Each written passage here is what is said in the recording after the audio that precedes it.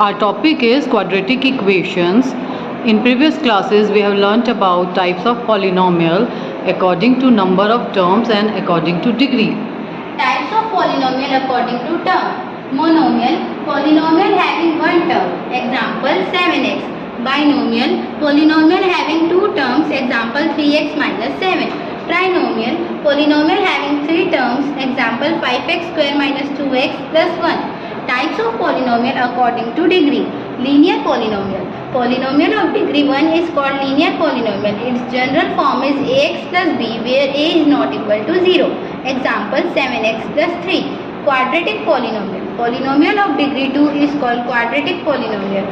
Its general form is ax square plus bx plus c where a is not equal to 0. Example 8x square minus 3x plus 7. Cubic polynomial. Polynomial of degree 3 is called cubic polynomial. Its general form is ax cube plus bx square plus cx plus d where a is not equal to 0. Example 5x cube plus 3x square plus 2x plus 8. When we equate quadratic polynomial to 0, we get quadratic equation.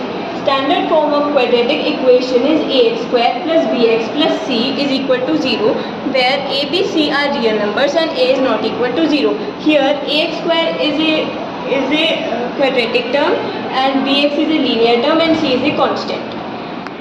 A quadratic equation can be solved by two methods, by quadratic formula and by factorization. Let us solve an equation where x square minus x minus 2 is equal to 0. So we have the factors 3x minus 2 and 2x plus 1 is equal to 0. So here we have x is equal to 2 upon 3 or minus 1 upon 2. So the second method is by quadratic formula.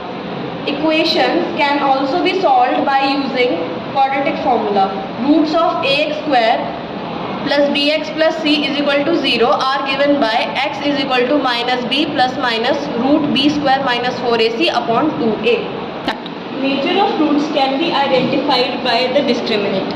D is equal to b square minus root b square minus 4ac. If the discriminant is greater than 0, there will be two distinct real roots. If the discriminant is equal to 0, then there will be two equal and real roots. If the discriminant is smaller than 0, then there will be no real roots. D is greater than 0, we get two real roots. The graph is shown as this. When D equal to 0, graph is this. It will intersect x-axis at one point, and when D is less than 0, we do not get any real roots, and this is the graph which shows this.